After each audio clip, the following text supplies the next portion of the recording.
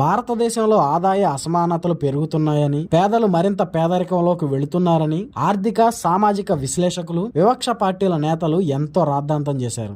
అబద్ధాలను అలవోకగా ప్రచారం చేశారు. కానీ ప్రపంచ బ్యాంకు తాజా నివేదికతో వారి విమర్శలను పటాపంచలు చేస్తూ అసలు వాస్తవాలను వెల్లడించింది. గత 14 ఏళ్లుగా భారతదేశం ఆదాయ అసమానతలను తగ్గించడంలో గణనీయమైన విజయాన్ని సాధించిందని స్పష్టం చేసింది.